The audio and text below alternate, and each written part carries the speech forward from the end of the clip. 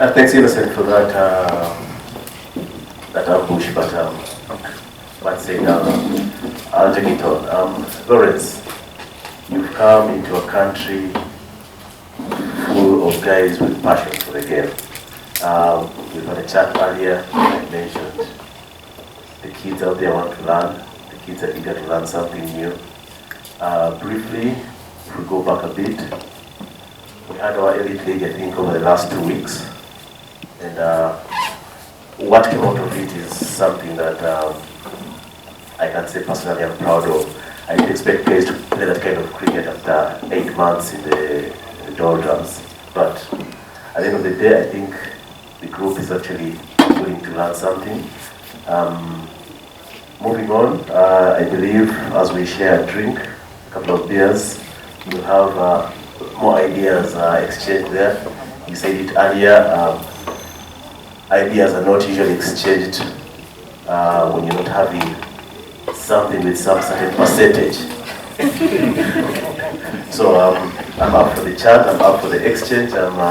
Again, you're welcome to Uganda. We'll exchange a bit more there. The journalists, thank you for coming. I know you've been part of this fraternity for a while. I like the way you guys keep turning up our events and the way you cover us. And I hope you maintain the same in the tenure Lawrence is taking over for the next 3 years. Thanks again. Thank you. We got to see so far in Kampala. We were eating August yesterday on your way from the airport. Did you like the political climate? I know you've been following and you've been having your thoughts on. But your remarks, Lawrence, your perception, what do you know about Uganda? The guys will be doing the one-on-ones later, but first, kill us with a quick innings now. Yeah, good morning everyone. Thank you Doc, thank you Martin, thank you Davis, all protocols observed, and the media for coming through. I think first to Doc, Doc, I understand how important the National Sports Council is. I served for 3 years as president of the Sports Council, so I appreciate the work that you do and how important it is for the development of all athletes and all sports in the country. From my side, it's been an interesting journey. As Mr. Ndeko said earlier, the process started in January, and I have to say he was very persuasive. I got a couple of harsh-worded emails because with COVID coming and other interests, and just the passion at which Mr. Ndeko was speaking about, I think also made sure that I signed on the dotted lines. It has been a tough 6 months, not being able to work, but hopefully in the next couple of days the paperwork will be finalized, and I'm excited at the challenge thrown to me by Uganda Cricket Association. Challenge thrown to me, it's not only about Vision 2022, which is the senior men's team, it's a wider vision. It's making sure that our ladies' cranes also do well, making sure that our girls grow, making sure that, as the President said earlier about cricket being an elite sport, how do we make sure that every single young kid living in this beautiful country is able to access the game and get an opportunity to hopefully one day also represent the crane. So I'm excited about that, about how do we, working with Davis and the rest of the team, create structures to make sure that once we reach those ODI status, it is sustainable and it goes on beyond our days sitting at the top of the table for generations to come. I think Innocent spoke about only 2 test-playing nations on the continent of Africa. And we can't dream, we cannot have a vision of trying to grow to those kind of levels, then we shouldn't be here. And I believe that hopefully I will be part of that dream of seeing us as a country go on to achieve greater things. We've seen Afghanistan do it, we've seen Ireland do it, and nothing should stop us in attaining those goals. So from my side, I know it was a very general intro, but I think it's very important. I'm also here to learn.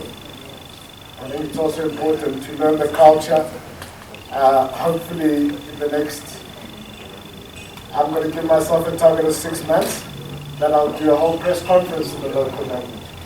And, you have 65, so you have to choose one. okay. Okay, I'll try to. But I think it's important that I understand what Uganda is about. I understand what the people are about. There's no use me coming in with all these ideas without understanding who I'm working with, how I'm working with, and how can we meet each other halfway to achieve great success. So I'm very excited to learn a lot, to learn the culture. I've managed to find traffic a couple of times, and I'm sure the CEO is not going to be driving me around for the next 3 years. So I'm very keen to learn how to manage Kampala traffic. But it's an exciting adventure. It's something that I'd like to be a part of a team that takes Uganda cricket on a journey where every time Uganda cricket is spoken about, gives hope, smiles, and enjoyment to everybody involved. So that, thank you for the opportunity and allowing me to be a part of this great team. I'm really excited in seeing us grow. Yeah. The contract, 3 years contract, guys, for Lawrence Mahatlane as head coach for the Cricket Cranes, and they are having another sneak peek into, I know the contract has so many details. Lawrence himself will be able to tell you if he has to do something to do with the Lady Cricket Cranes, with the under-19s, because he's a man who loves to catch them young, and we have lots of young talent coming through even in the senior side. The paperwork for you. I hope Lawrence will not have a change of heart at the 11th hour and say, no, that's not what we talked about. Would like to, good to know that also you are willing to learn the local language, to relieve Martin of the chauffeur duties. As a CEO, we can't allow our CEO to be driving around town. Hopefully he's already organized for you a big South African vehicle like a VW for your comfort. Please don't, you're allowed to have a glance as much in science. You can pick 1 or 2 ideas from how you see an association that has been over the years been crowned by USPA as the most organized federation and how they do their things.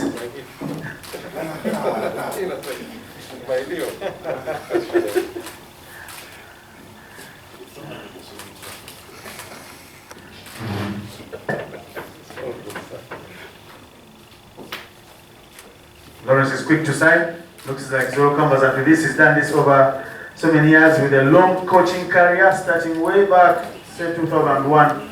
He's been in the mix, coaching the South African A sides, the provisional sides there in Gauteng.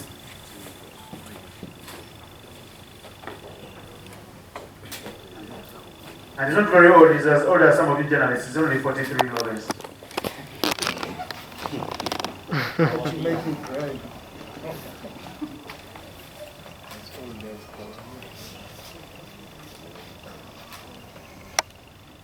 I know Lawrence will keep a copy of that, and one will stay with the CEO for his big file, because his bosses, the board, will be asking for the KPIs, for what we've accomplished, for if you're living up to the expectations, or you're in Kampala for another big retirement holiday. I'm not sure if I'll come to Kampala for holiday.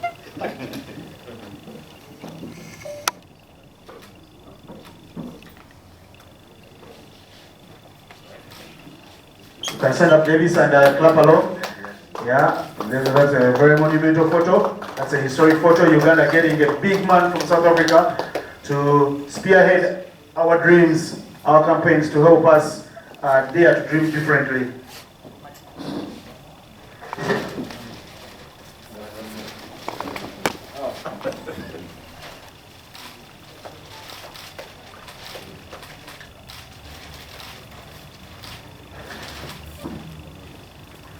You guys can stay right there, standing up. Give Lawrence some of our apparels. Of course, that is his working attire. representing the 45 plus million Ugandans. And Don, you can move closer to the picture, please.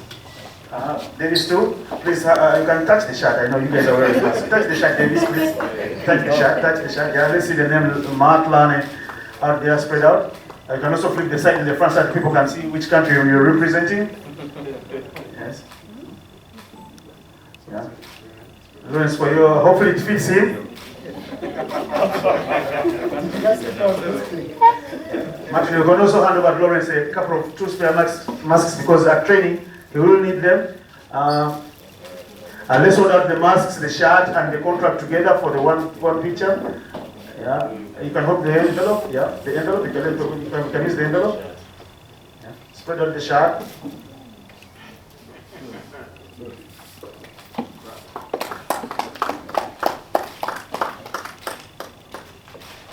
Welcome home, Lawrence. Like I keep saying, we'll not get tired of saying that. And the press will come even much further. I know you don't like to be in the press already. You prefer the players to be there. But if we win, the players will come. If we win, the game. How are you going to achieve that transition? Then the last one to Uganda Cricket Association.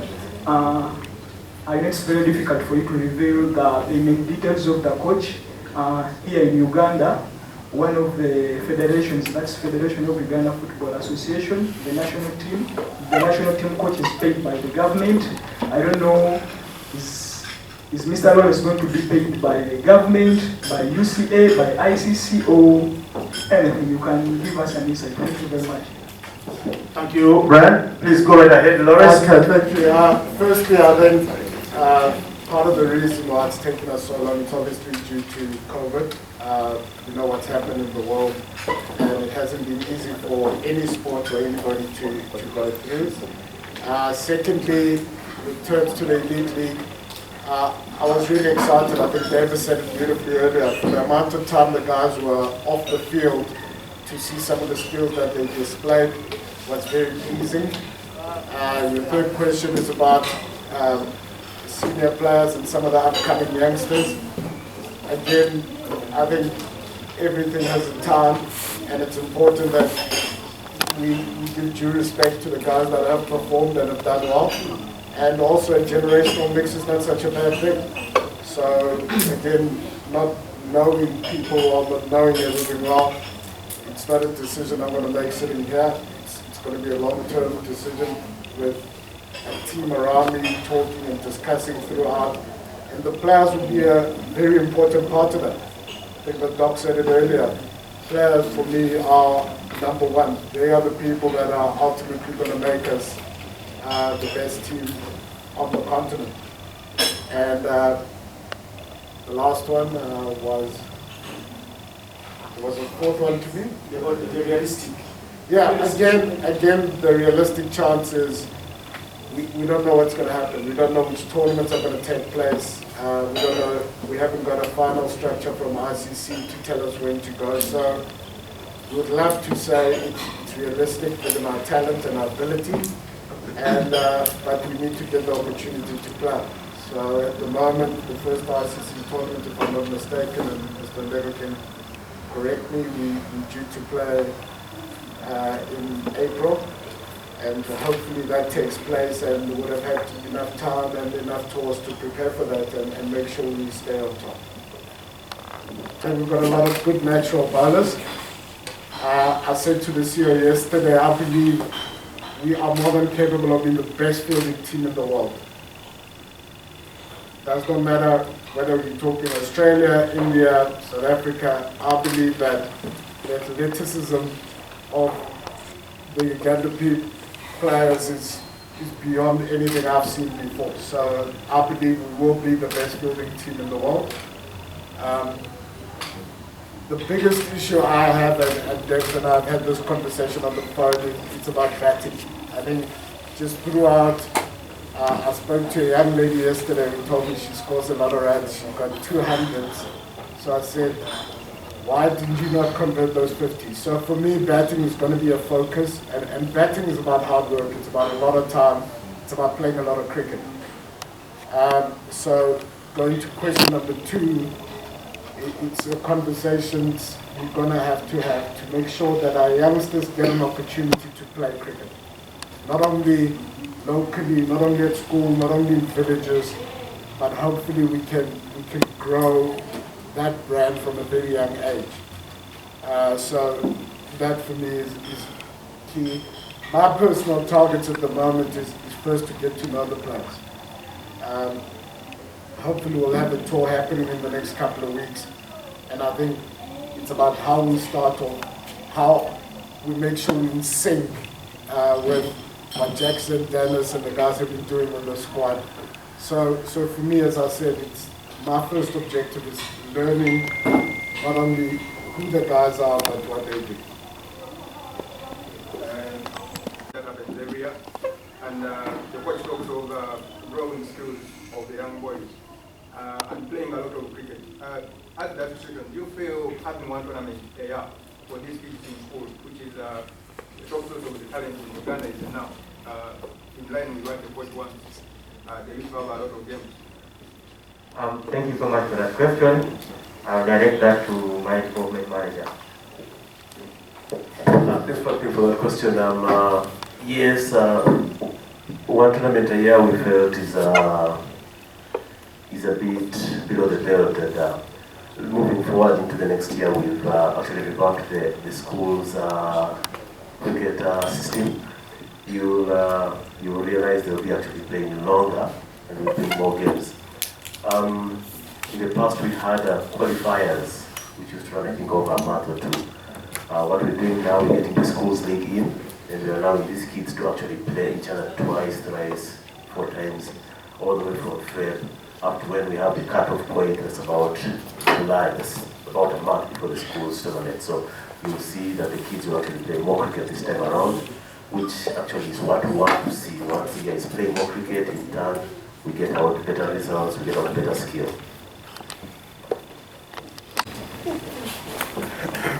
Thank you, Faith. We needed one from a lady, surely. Yeah, thanks, Faith. I think, again, just like we've spoken about the boys' cricket and the men's cricket, in the amount of cricket they play, access to tournaments, to travels, I think the same has to apply to our ladies' side. I think it's very important in terms of opportunities. Ladies' cricket is growing quite quickly in the world.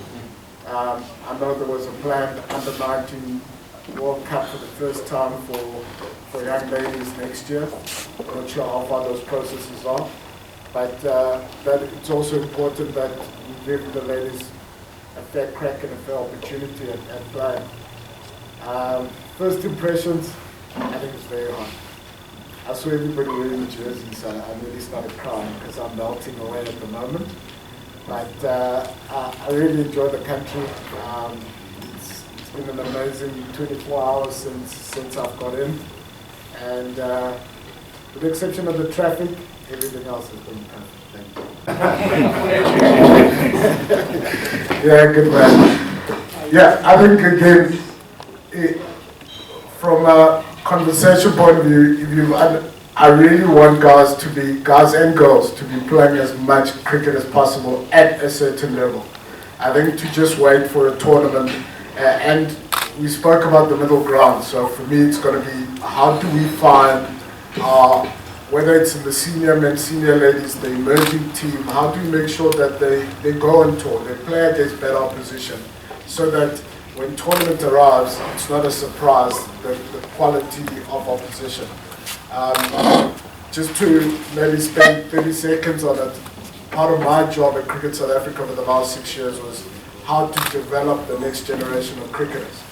And if you look at last week's first-class games in franchise cricket, out of the 66 cricketers, 40 of them had played under 19 over the last 6 years.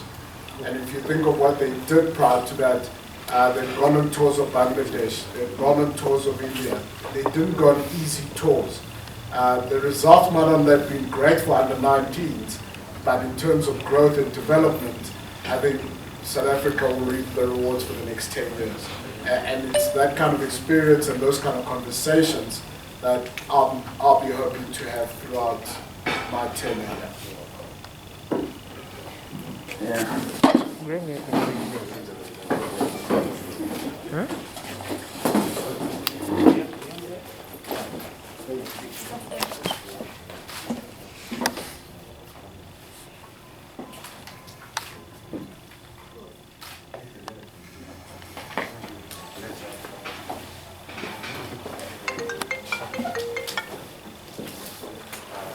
can keep smiling and turn over the shirt here to Uganda. Sharp.